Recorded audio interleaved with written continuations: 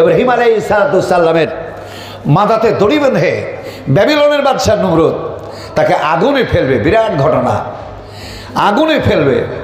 তো ফেলার জন্য প্রস্তুতি নিয়েছে, মাথাতে দড়ি বাঁধা, আর আগুন জ্বলছে, দপ দপ দপ দপ করে আগুন জ্বলছে, এই বিশাল 40 হাত গভীর আর 40 হাত খড়ির পাহাড়, আগুন জ্বলছে দপ দপ দপ দপ দপ দপ করে। ওনাকে আগুনে ফেলার নিয়াত করে তারা এই আগুন জ্বালিয়েছিল, বিরাট ঘটনা। কিন্তু আগুন জ্বালানোর পরে আর আগুনে ফেলার মতো পরিস্থিতি তাদের হচ্ছে না, এত আগুনের তাপ। তাই চরক গাছ করে, চরক গাছের এক মাথায় তাকে বেঁধে দড়ি দিয়ে তাকে আগুনের পুরে তুলবে, ফেলবে। 4 জন ফেরেশতা এসে বলল, ইব্রাহিম আমরা এসেছি আপনার কাছে। ওরা এসেছিল লূত নবীর দেশে, ওইখানে আসার পথে এসেছে ইব্রাহিমের কাছে। লূতের জামানার মানুষ ব্যভিচার জিনা যত পাপ আছে সব করে। আল্লাহর নবী লূত আলাইহিস সালাম ও তার বাণী ও তার কথা ওরা শোনে না, নিজেদের শক্তির গর্ব করে, বড় না ফারমান ঘন অরণ্যবাসী তারা, তাদের ছিল সুখ, তাদের ছিল শান্তি, তারা সুখ শান্তিকে সামনে নিয়ে ব্যভিচার ছিলাম। পরনে কাপড় রাখতো না, কাপড় খুলে ফেলে অলঙ্গ হয়ে রাস্তা পথে, মাঠে ঘাটে, অফিস আদালতে। লূত আলাইহিস সালাম তাদেরকে যত উপদেশ দিয়েছে কথায় কোনো কাজ হয়নি। আল্লাহ বললেন, লূত পালাইয়া যাও রে, তোমার যে দেশ সে দেশ থেকে তুমি পালাইয়া যাও, সরে যাও। পৃথিবীর এমন কোন শক্তি নয় আল্লাহর সামনে দণ্ডায়মান হতে পারে। আলা কুল্লি শাইইন কাদির, সরে যাও। পৃথিবীর মধ্যে 2 জন নবীর স্ত্রী ঈমান নেয় নাই, এক নূহ নবীর স্ত্রী আর এক লূতের স্ত্রী। এই দুটো মেয়ে ঈমান আনেনি। তবে আমি আপনাদের বলবো, বিয়ে করার আগে আপনি যাচাই করুন মেয়েটা ঈমানদার কিনা, মেয়েটা পরিষ্কার মানুষের মেয়ে কিনা। নাফরমান মেয়ে আপনি সংসার করবেন না, আপনার জীবনটা ব্যর্থ হয়ে যাবে। আপনার ছেলে আপনার হবে না, আপনার জীবনে সুখ ও শান্তি হবে না। আপনি কত আঘাত পাবেন তার শেষ নয়। মেয়েটার নামাজ পড়ে কিনা আপনি জিজ্ঞেস করুন, তুমি কি তোমার নামাজ পড়ো? তোমার মা নামাজ পড়ে? তোমার নানি নামাজ পড়ে? জিজ্ঞেস করে নামাজ পড়ে কিনা। যদি নামাজ না পড়ে তাহলে ও মেয়ে বাড়ি থাকেন না। ও মেয়েদের আপনার কোনো ফায়দা হবে না, জীবনে শান্তি পাবেন না, সুখ পাবেন না। আপনার ওই মেয়ের পেট দিয়ে যে ছেলে জন্মাবে সে ছেলেও আপনাকে ভাত দেবে না, আপনাকে মারবে, গালাগালি করবে, দুঃখ দেবে, কষ্ট দেবে। মেয়ের মধ্যে যদি ঈমান না থাকে আপনি বলবেন নিয়ে গিয়ে বানাবো, কখনো না, কখনো নয়। আপনি নিয়ে এসে ওকে আর বানাতে পারবেন না। ও কামারের আফরে যেহেতু ও তৈরি হয়নি, আপনার বাড়িতে আপনি হাতুড় দিয়ে পিটিয়ে তাকে আর বানাতে পারবেন না। পারবেন কি? কখনো পারবেন না। এটা জীবনের এক বাস্তবতা। তাহলে একটু শোনাচ্ছেন। তাই এই লূতের স্ত্রী আর এই নূহর স্ত্রী, এই 2 জন মেয়ে ঈমান আনেনি, তারা ঈমান আনলো না। লূত গহন দেশ ছেড়ে পালিয়ে গেলেন। বিশাল দেশ, এই 4 জন ফেরেশতা আল্লাহ পাক পাঠিয়েছেন। এই গহন অরণ্য দেশটাকে উল্টাইয়া একদম দিয়েছে চাপা। এখন পর্যন্ত লোহিত সাগর, রক্তের সাগর। পৃথিবীতে বড় বড় যে গজব এসেছে পৃথিবীকে ধ্বংস করেছে। কারণ কি? কোরআন কারিম বলে, যাহারাল ফাসাদু ফিল বাররি বিমা কাসাবাত আইদিন নাস। যখন মানুষ পাপ কাজে লিপ্ত হয়, যখন বেপরোয়া হয়ে যায়, গুনাহতে পরিপূর্ণ হয়ে যায়, তখন আমি পানিতে আর স্থলে বিপর্যয় সৃষ্টি করি, কাউকে মারি আর কাউকে শিক্ষা দিই। আল কোরআন। এটা মনে রাখবেন, যখন কোনো ঝড়, ভূমিকম্প আসছে, কোনো গজব আসছে, তাহলে জানতে হবে এর পিছনে গুনাহ হয়েছে। বিনা গুনাহতে আসছে না, এই জন্য গুনাহ কোন কাজে হয় সেগুলোকে জানতে হয়। কার কাছে? আলেমদের কাছে, কোরআনের কাছে জানতে হয়। কোরআন আপনি বুঝতে পারবেন না, কারণ কোরআনকে বোঝার জন্য আমাদেরকে বহুকাল মাদ্রাসায় পড়াশোনা করতে হয়েছে। কোরআনকে জানার আগে গ্রামার জানতে হয়েছে, কোরআনকে জানার আগে ফার্সি জানতে হয়েছে, হিন্দি জানতে হয়েছে, উর্দু জানতে হয়েছে, আরবিকে জানতে হয়েছে, ফালা ফালু ফালা ফালতা, এই করে ওকে আরবিকে কাছে আনতে হয়েছে। এটা প্রেজেন্ট টেন্স, এটা প্রেজেন্ট পারফেক্ট টেন্স, এটা পারফেক্ট কন্টিনিউয়াস টেন্স, এটা past tense, present tense, future tense. এইভাবে একে জানতে হয়েছে। জানার পরে কোরআনকে কাছে নিয়েছি। এটাকে কিভাবে পড়তে হয় সেটাও জানতে হয়েছে, কোথায় কি আছে। এই 15-20 বছর মাথা খাটাতে হয়েছে, তারপরে কোরআনকে কাছে নিয়েছি। এর জন্য আলেমদের কাছে আসতে হয়। কালিজার টুকরো আমার সমাচার, এসে জানতে হয় কোথায় কি, জীবনের কোন ফাঁকে কি আছে জানতে হয়। ওই 4 জন ফেরেশতা এসে গেল ইব্রাহিমের কাছে। বলুন, যদি আপনি আমাদেরকে বলেন, তাহলে আপনার এই নমরুদের, এই ব্যাবিলনের বাদশা নমরুদ যে আপনাকে আগুনে ফেলবে, মাজাতে দড়ি বেঁধেছে, আগুন জ্বলছে তপ তপ তপ তপ তপ তপ তপ। ইব্রাহিম বলল, তোমরা কে? ওরা বলল, আমরা 4 জন ফেরেশতা এসেছি লুতের দেশে, মারবো তাদেরকে, তারা গেলাম আপনার কাছে। আগুনে ফেলতে চায় নমরুদ আপনাকে, তাই আমরা এসেছি দড়ি খুলে আপনাকে নিয়ে যাও। ইব্রাহিম, আগুন জ্বলছে সামনে, ভয়ানক আগুন, 40 হাত তার গভীরতা, আর 40 হাত তার উঁচু খড়ির পাহাড়। এত আগুন থাকলেও তার ভিতরে ছিল আল্লাহর জ্ঞান। সে বলল, ও ফেরেশতাদ্বয়, আমি তোমাদের হেল্প নিব না, আমি তোমাদের সাহায্য নিব না, আমার মালিক আছে। এর নাম ঈমান। আমার আল্লাহ আছে, ফেরেশতা আমার আল্লাহ আছে, তিনি আমাকে বাঁচাবে, আমি তোমাদের এই সাহায্য নিব না। আল্লাহ আরশের অধিপতি, সেখানে বসে থেকে তিনি তাকাচ্ছিলেন ইব্রাহিমের দিকে। কি বলছে ইব্রাহিম? যত বড়ই আগুন হোক না কেন, আল্লাহ বললেন,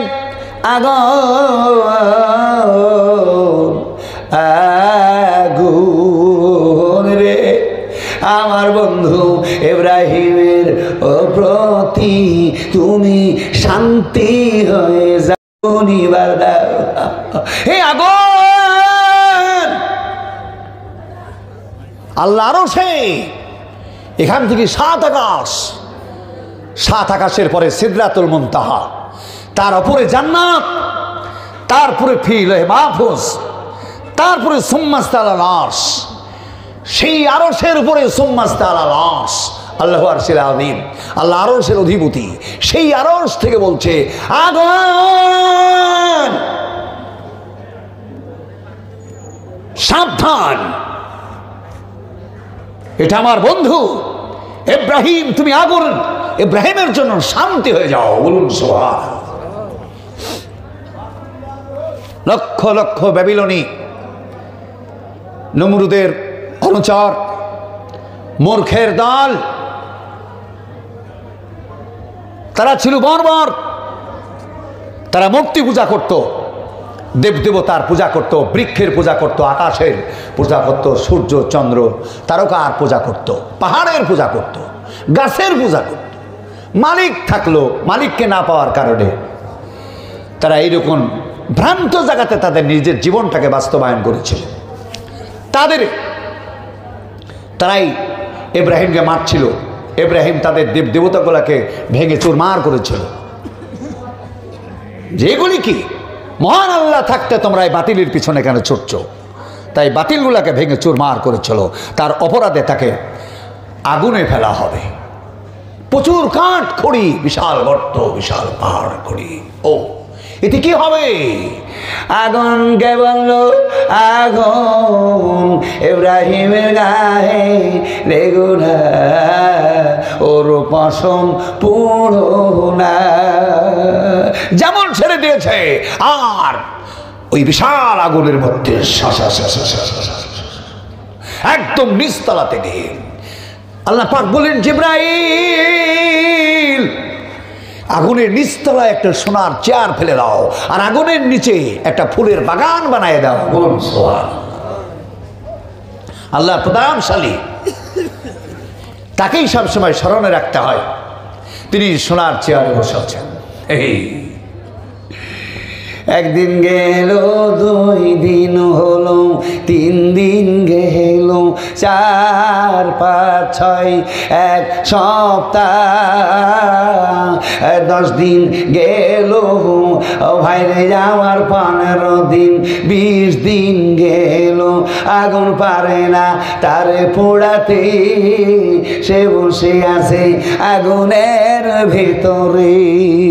নমরুদ দেশের লোকের কাছে গর্ব নাই, দেখো আমার কত শক্তি, আমি মেরেছি আল্লাহর পাঠানো দূত ইব্রাহিমকে। মানুষের কাছে গর্ব নাই। মায়া মায়ার হায়রে 25, 30, 40 দিন হলো, আগুন পুড়ে ছাই হয়ে গেছে। ছায়ের পাহাড়ের তলে ফুল বাগানে তিনি বসে আছেন। বাইরে আমার ভাইও আমার, নমরুদ তার দেনে লোকজন, মন্ত্রী বর্গকে, দেশের লোককে ডেকে নিজের গর্ব বাস্তবায়ন করার জন্য আগুনের পাহাড়ের কাছে এসে বলে, দেখো আমার কত শক্তি, ইব্রাহিমকে পোড়ায়া দিয়েছি। আরে দেখো আমার কত শক্তি।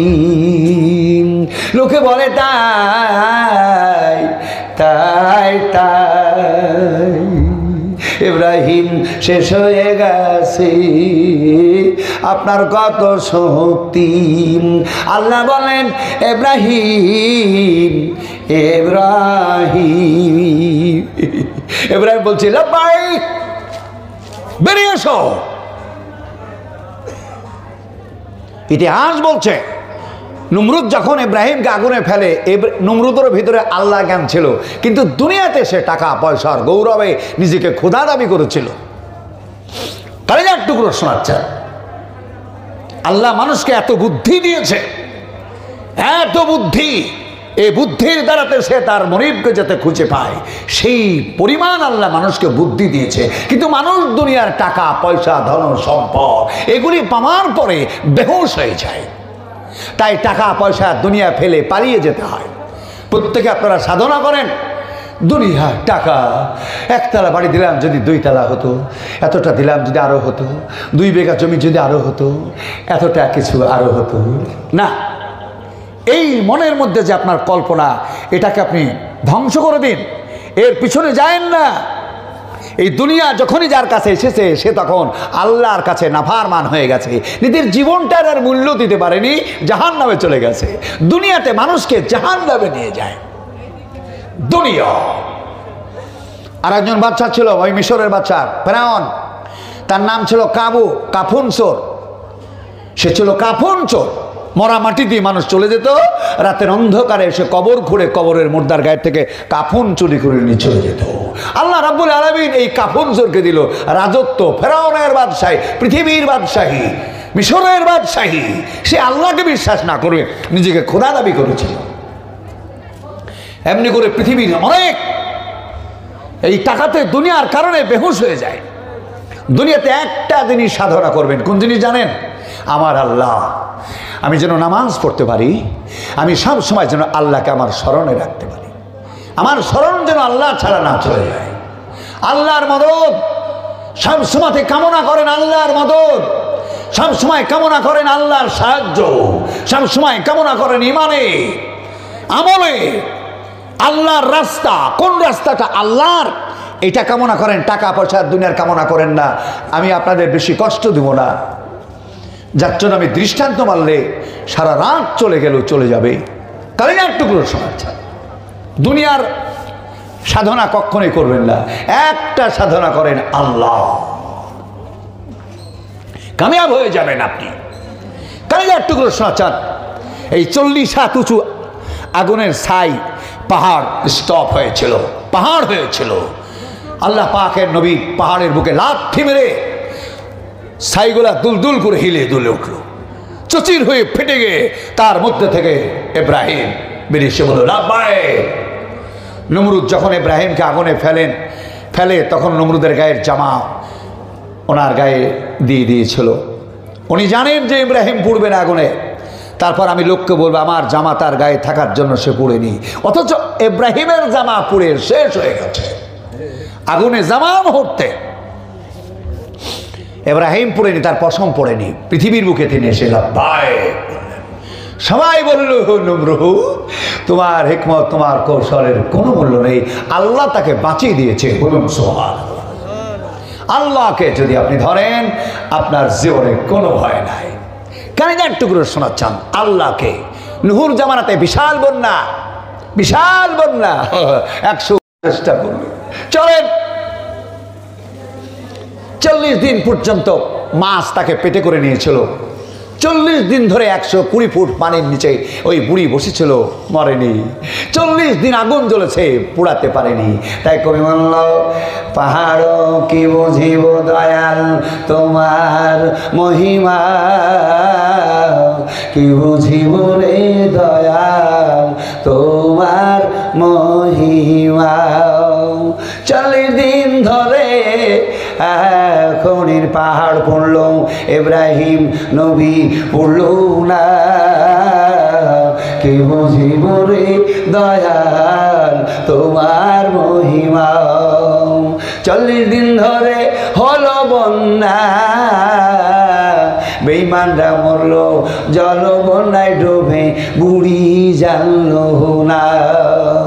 40 দিন ধরে থাকলো ইউনূস নবী মাছের পেটে, সেটা তার মরণ হলো না, কি বুঝিব দয়াল তোমার মহিমা।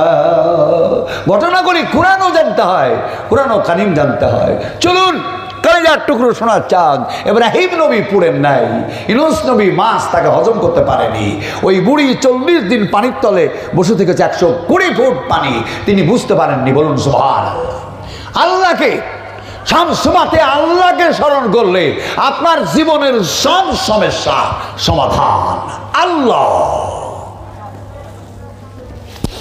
কালিজার টুকরো শোনাচ্ছেন, এই যে আপনার জেরুজালিম, এই প্যালেস্টাইন, এখানে বসবাসরত এই প্যালেস্টাইনের এই জেরুজালিম বাইতুল মুকাদ্দাস মসজিদ আকসার ইমাম ছিলেন জাকারিয়া।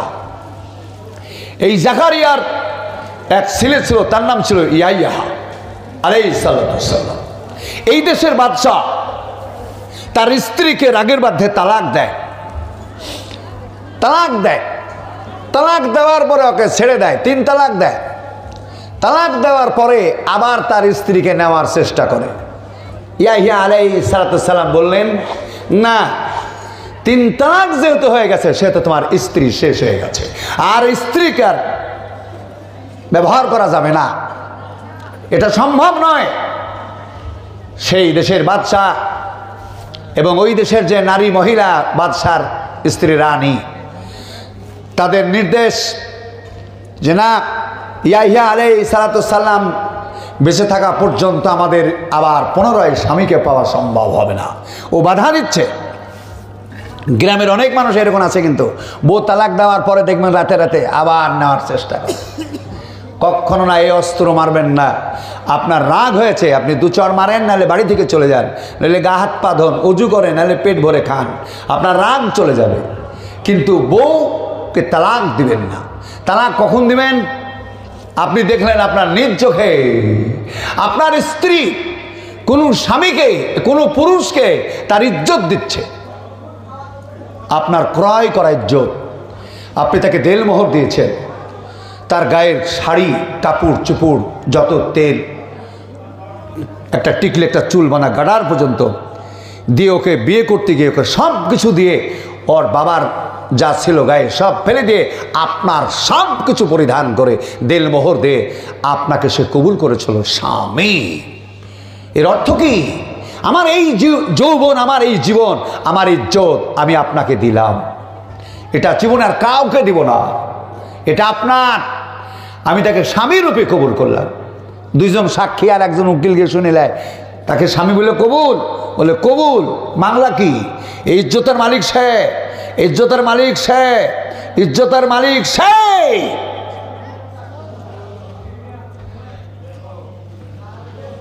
কিছু উকালতি করে উকিল, তাদের বুদ্ধি কম, মাথাতে লাথি মারেন না, মাথাতে মারেন লাথি। কবুলের বাংলা কি? তুমি যে কবুল করেছো এর অর্থটা কি বুঝো? এই মুখের চেহারা তোমার স্বামীর, সে কিনে নিচ্ছে, এই ইজ্জত তার, এই ইজ্জত তার। কোন পুরুষ যেন হাসি দিয়ে, মুখের কথা দিয়ে যেন এটাকে কেড়ে না নেয়। তুমি শক্তভাবে পাহারা দিবে। যেমন দরজায় তালা মেরে তোমার কাছে চাবি রেখে তুমি শক্তি বোঝাচ্ছ, খুল ঘর দেখি, আমার কাছে চাবি আছে, এই রকম তোমার কাছে চাবি থাকবে। আমার এটা স্বামী, আমার স্বামী বিদেশে গেছে, যেখানে যাক না কেন, এই চেহারা, এই মুখের হাসি, এই জীবন, এই যৌবন, এই ইজ্জত পৃথিবীর কোনো পুরুষ পাবে না, এটা তার। আমি তার আনুগত্যশীল, এর নাম কবুল। এই বাংলাটা বুঝতে হবে। আর সে আমাকে যা বলবে আমি তাই শুনবো। আমাকে ডাকবে, চলো এই দেশ ছেড়ে চলে যাব, এখানে থাকা সম্ভব না। আমি তার সাথে সব কিছু ছেড়ে গাছতলায় যদি বসবাস করতে হয়, তবু সে আমার স্বামী, আমি তার সাথে চলে যাব। অন্ধকার রাত, সে ডেকেছে আমাকে, আমি না, আমার সম্ভব নেই দেশে থাক, চলো চলে যাব। খেয়ে না খেয়েও তার সাথী, এর নাম কবুল। কালেজার টুকরো শোনার চান, বাড়িতে টাকা পয়সা ধন সম্পদ গাদা লেগে আছে, স্বামী নাই, এর পাহারাদার আমি। এই ধনরত্ন যেন ক্ষতি না হয়ে যায়। কালেজার টুকরো শোনার চান, কত মহিলা যে স্বামীকে বাদ দিয়ে ব্যভিচার, তার শেষ নাই। এই স্ত্রী যদি কাউকে আপনার সামনে ইজ্জত দিয়ে দেয়, আপনি দেখলেন কি, আমি না, তুমি এত বড় কাজ করতে পারো, তবে শোনো, আমি যেটা দেখেছি, আমি কাউকে বলছি না তুমি তোবা করো, জীবনের কাজ করবে, বলে না, ওকে তোবা দৌড়া টোড়া মেরে আপনি যদি ঠিক করে নিতে পারলেন, সাবধান করলেন, এক। আবার দেখলেন এইরকম 2 বার 3 বার দেখলেন, এক তালাক, এরকম এক তালাক, তোমাকে এক তালাক দিলাম, তুমি সাবধান হয়ে যাও, কিন্তু না, আবারও ঘটালো 2 তালাক, থামেন, তারপরও সাবধান হলো না, আবারও দেখলেন নিজ চোখে, কারো কথাই শুনবেন না, আবার যেমন দেখলেন এরকম ব্যাপার, ওকে 3 তালাক, লাঠি রেখে দেন, ও লেওয়ার আর চেষ্টা করেন না। কিন্তু আমাদের দেশের কিছু নিচু তালার লোক আছে, 14 বার তালাক দেয়, 15 বার নেয়, তালাক দেয় দিনের রাতে নেয়, ওতে কাজ হবে না। কালেজার টুকরো শোনাচ্ছেন, খুব সাবধান, খুব সাবধান আমার কালেজার টুকরো। চলুন, এই যে ইয়াহিয়া আলাইহিস সালাতু সালাম, তিনি বলছেন, এই বাদশাহ, তোমার এই বউ হারাম হয়ে গেছে, তোমার আর নেওয়া সম্ভব হবে না। বাদশাহ স্ত্রী বলল, জলদাম, বউ ছেড়েছি। মেয়েটা বলল, স্বামী আমাকে তালাক দিয়েছে, এখন বাধা হয়ে দাঁড়ালো ইয়াহিয়া, তার সভাই করু। ওর মাথা আমার কাছে আনো। দেশের রাজা, তার একটা আলাদা শক্তি আছে গো, তার একটা আলাদা শক্তি আছে গো। ইয়াহিয়াকে জবাই করলো জল্লাদ, জবাই করে আনলো মেয়েটার সামনে। ইতিহাসে আছে মেয়েটা, মেয়র মাথা দেখে অজ্ঞান হয়ে জীবন ত্যাগ করলো। এ কি করলাম, এ কি করলাম, আমার বদমাইশি খায়সা বাস্তবায়নের জন্য। কিন্তু এত বড় দুষ্ট কাজ করেছিল ইহুদিরা, আজও ইহুদিরা শয়তান, বিশ্বের বুকে ইহুদিরা বড় শয়তান।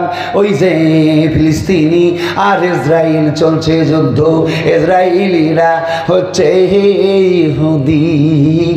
ওরা মারে শিশুকে, মারে হাজার হাজার নারীকে, মারে মসজিদ এবং মারে বাড়িতে, এমনি করে আজও মানুষ হত্যা করে। ইয়াহিয়াকে করলো জবাই, করার পরে তার বাবা জাকারিয়াকে মারবে। ওরা রেডি হলো জাকারিয়াকে মারবে। জাকারিয়া মরিয়মের খালুম, বাইতুল মুকাদ্দাসের ইমাম, নামাজ পড়াতে ভালো লোক ছিল, ওনাকে মারবে দলে বলে। চতুর্দিক দিয়ে ঘিরে ফেলেছে বহুত লোক, ইহুদি তাকে ঘিরে ফেলেছে, মারবে চারিদিক দিয়ে। জাকারিয়া হাইরে মসজিদ ছেড়ে পালাতে লাগলো।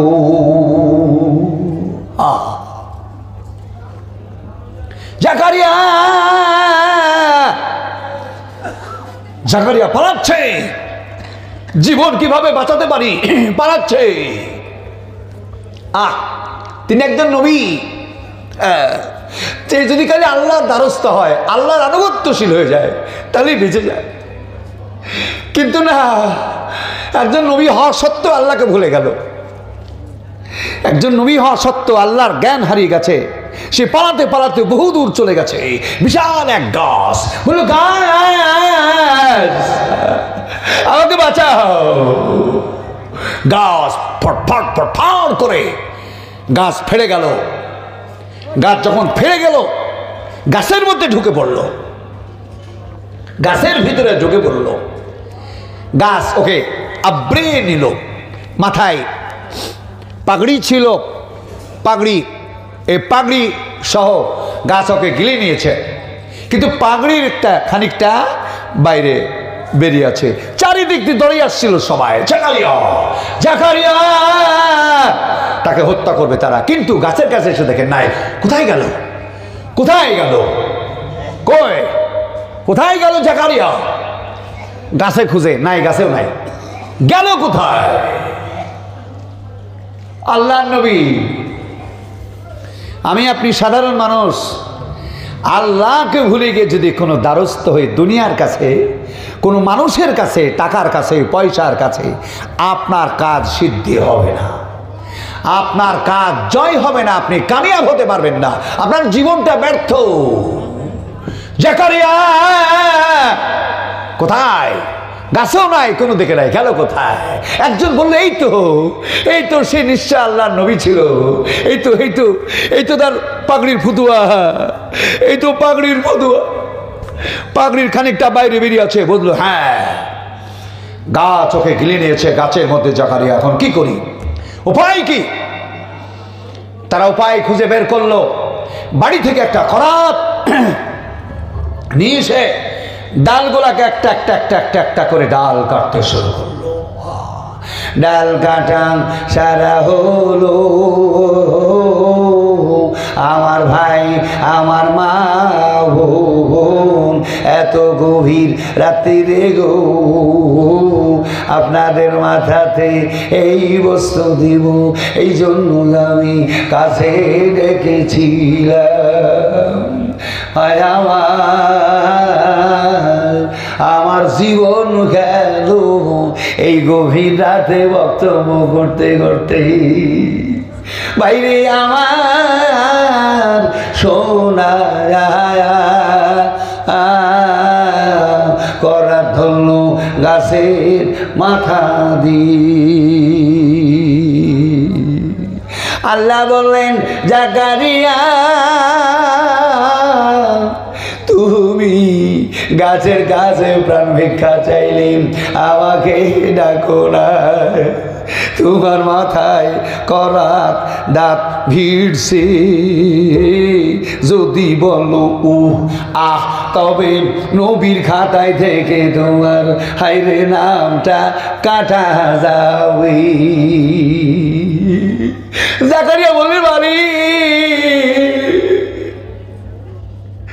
আমি আমার নিজের প্রাণকে বাঁচাতে গিয়ে পালাতে গিয়ে আমি আপনাকে হারিয়ে দিয়েছি। আমি আপনার স্মরণ নিলে নিশ্চয় আমাকে পারত না। পৃথিবীর বহুত নবীদেরকে মারার চেষ্টা করেছে, কেউ পারেনি। বলুন সুবহানাল্লাহ। আমার নবী, আপনার নবী, বিশ্ব নবী মুহাম্মদ মুস্তাফা সাল্লামকে মক্কার কাবা ঘরে তিনি শুয়েছিলেন। মক্কার জাহেলরা, বর্বররা বিশ্বনবীকে কতল করার জন্য মসজিদ ঘিরেছিল, কিন্তু নবী পাক সাল্লাল্লাহু আলাইহি ওয়াসাল্লাম এক মোট মাটি নিয়ে পড়ে তাদের চারদিকে চিঠি দিয়ে ওদের চোখ কানা করে দিয়ে বিশ্বনবী মক্কা থেকে মদিনায় চলে গেছে। বলুন সুবহানাল্লাহ। পারেনি। এইরকম বহুত ইতিহাস আছে। আমার কালিজার টুকরো সচ্চা। আগামীকালকে আমার জালসা হচ্ছে আপনার কলকাতায় ক্যানিং বাসন্তী। আমার টাইমের কথা এখন বলে দিল, আপনাকে 1টার সময় জালসায় তোলা হবে। এর জন্য আমার মাথা আগুন ধরে গেছে। এখনই গিয়ে বাড়িতে গিয়ে কিছুক্ষণ পরে আমি চলে যাব গাড়িতে। এই সিদ্ধান্ত হলো, গাড়ি ড্রাইভারকে আমার ভাগ্নিকে বলা হলো গাড়িতে তেল ঢোকাও। আমার কালিজার টুকরো শোনাচ্ছে আমার ভাই, আমার মা বোন জাকারিয়া বলল, আল্লাহ আমি দুথান হয়ে যাব করাতে চিরে, তবু আর করব না। না তুমি দেখো, আল্লাহ পাক বলেন, জিব্রাইল তুমি এই গাছের পাশে দাঁড়ায়া থাকো, দেখো যে ও করছে কিনা। জাকারিয়া বলল, জিব্রাইল রে দাঁড়ায়া থাকো, আমাকে চিরে ফেলবে, আমি করব না। ভাই আমার, একটু ভুলের জন্য এত বড় সর্বনাশ। আল্লাহকে ডাকলে ওরা জাকারিয়াকে মারতে পারত না। দুনিয়ার কাছে, দুনিয়ার কোনো বস্তুর কাছে প্রাণ ভিক্ষা চাইবেন না, সাহায্য চাইবেন না আল্লাহ ছাড়া।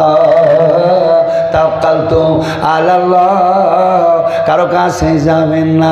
বিপদ যখন আসবে তখন বলেন, আল্লাহ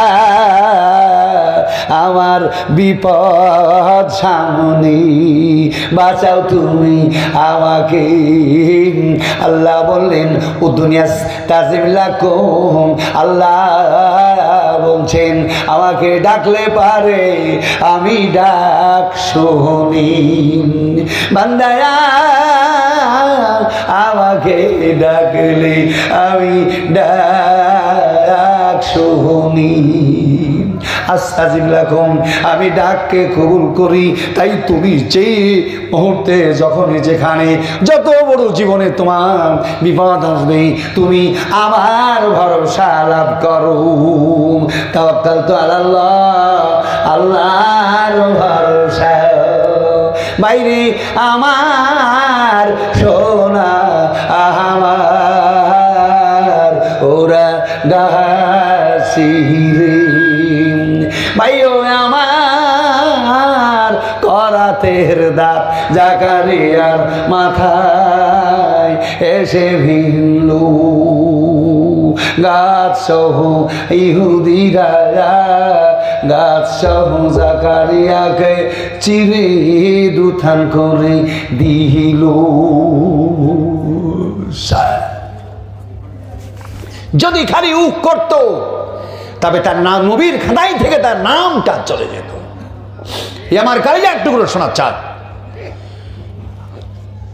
পৃথিবীর কোন নবীকে কোন রসুলকে মারতে পারেনি কেউ, তাদের আল্লাহ তাদের স্মরণে ছিল। পৃথিবীর যে কেউ আল্লাহকে ডাকবে তার বিপদ। মেঘ যেমন পশ্চিম আকাশে একদম কালো ভয়ঙ্কর ভাবে ধারণ করে, মানুষ করে কি মাঠ ছেড়ে ঘাট ছেড়ে পালাতে শুরু করে। মানুষ করে কি ঘর বাড়ি খুঁজে, শক্ত ঘর, কোন ঘরের খুঁটি ভালো আছে না আছে খোঁজাখুঁজি করে। কালিজার টুকরো শোনা চান, একটু পরে বাতাস উঠলো, তারপরে দেখা যায় কি মানুষ পালিয়ে চলেছে, এর মধ্যে মেঘ এক দেশ থেকে অন্য দেশে চলে গেল, আর নাই। এরকম হয় না? এইরকম ভাবে আপনার বিপদ আসবে, আর আল্লাহর উপরে ভরসা করার কারণে আপনার জীবনের বিপদ মুহূর্তের মধ্যে বিলীন হয়ে চলে যাবে, আপনার কিচ্ছু হবে না। বলুন সুবহানাল্লাহ। এর জন্য তাওয়াক্কালতু আলাল্লাহ, তাওয়াক্কালতু আলাল্লাহ। আল্লাহর উপরে বিশ্বাস করবেন, আল্লাহর উপরে ভরসা করবেন। আল্লাহ ছাড়া আর জীবনে কারো উপরে আস্থা নেবেন না। যদি বলেন টাকা, টাকা উড়িয়ে চলে যাবে, টাকা চলে যাবে, আপনার দেহ চলে যাবে, আপনার যারা সমর্থ ছিল তারা আপনার বিরুদ্ধে চলে আসবে, কিছুতে কিছুতে ফায়দা হবে না। পৃথিবীর কোন বস্তু আপনাকে রক্ষা করতে পারবে না এক আল্লাহ ছাড়া। বলুন সুবহানাল্লাহ। তাই জাকারিয়া আল্লাহকে ভুলে যাওয়ার কারণে তাকে ইহুদিরা গাছে করাত দিয়ে চিড়ে ফেলেছিল, কিন্তু সে নিজেকে বাঁচতে পারেনি। ইব্রাহিম নবী আল্লাহকে বিশ্বাস করার কারণে আগুনে তাকে মারতে পারেনি। পৃথিবীর বহুত নবী তাদেরকে পারেনি। মুসা আলাইহিস সালামকে ফেরাউন মারার কত চেষ্টা করেছে, পারেনি। মুসা আলাইহিস সালামের সামনে বিশাল নীলনদ, ফেরাউন 2 লক্ষ সৈন্য নিয়ে মুসা আলাইহিস সালামের পিছনে তাকে মারবে আল্লাহ পাক। মুসা আলাইহিস সালাম বলে, আল্লাহ পিছে ফেরাউনের সৈন্য দল, ডানে পাহাড় বামে পাহাড় সামনে সমুদ্র, কি করি? আল্লাহ পাক বলে, ফাইন জি, লাঠি মারো পানির মুখে। পানিতে যখন লাঠি মারলো ওই পানি দুদিকে সরে গেল। মুসা সালাম বনি ইসরাঈলদেরকে নিয়ে নদী পার হয়ে ওই পারে চলে গেল। আর ওই পথ দিয়ে ফেরাউন যখন মুসাকে মারার জন্য ধাপিত হলো, চিরজীবনের জন্য পানির তলে ডুবে গেল, ফেরাউন শেষ হয়ে গেল। আল্লাহকে বিশ্বাস করার কারণে নিজে মুসা তার কওমকে নিয়ে পরিত্রাণ পেয়ে গেল, আর তার দুশমন ফেরাউন পানিতে ডুবে জীবনের মতো জাহান্নামে চলে গেল। বলুন সুবহানাল্লাহ। আল্লাহর প্রতি ভরসা করবেন, বলুন ইনশাআল্লাহ, বলুন ইনশাআল্লাহ, বলি নারে তাকবীর, বলি নারে তাকবীর। আল্লাহ আপনাদেরকে বোঝার তৌফিক দান করুন। আমার কালিজার একটু প্রশ্ন আছে, আমি আমার আলোচনা এখানে শেষ করলাম, তবে আমি একটু ছোট্ট দোয়া করবো। দোয়ার আগে আমি আপনাদের একটু কাছে যাব, এই মাদ্রাসার জন্য সামান্য। এটা মনে থাকলো কি আপনাদের? আমি দৃষ্টান্ত সহ জাকারিয়া কিভাবে করাতে চিরে গেল, আমি প্রথম থেকে দৃষ্টান্ত নিয়েছিলাম, এগুলো মনে থাকবে কি আপনাদের? জীবনে কখনো কোনো সময়তে কোনো মানুষের দ্বারস্থ হবেন না, কোনো গাছের দ্বারস্থ হবেন না, পাহাড়ের দ্বারস্থ হবেন না। অনেক লোক ঝড় ঝাঁকাশের ভয়ে পাহাড়ের কাছে গিয়ে লুকিয়েছিল বাঁচবো বলে, বাঁচেনি। সূরা বাকারা লুকিয়েছিল বাঁচবো বলে, কিন্তু তারা মারা গিয়েছিল। বিরাট ঘটনা। যদি আল্লাহ আমাকে কোনোদিন আপনাদের দেশে আসায় তো সেই ঘটনা আমি আপনাদের শোনাবো। এই আমার কালিজার টুকরো শোনার চান, বলুন ইনশাআল্লাহ। তা আমার ভাই আমার দরদিরা আবার শোনার চান কালিজার টুকরো। এই মাদ্রাসায় বোর্ডিং চলে নাকি? বোর্ডিং চলে। কালিজার টুকরো বেশি না, 5 জন মানুষ, 5টা ভাই। আপনারা বহুত দিয়েছেন, আমি কালেকশন করবো না, তবে আমি একটু দোয়া করবো। রাত 12টা বেজে গেছে, কালিজার টুকরো আমার বাড়িতে যেতে 1টা 1:30 বাজবে, আমাকে চলে যেতে হবে কলকাতা।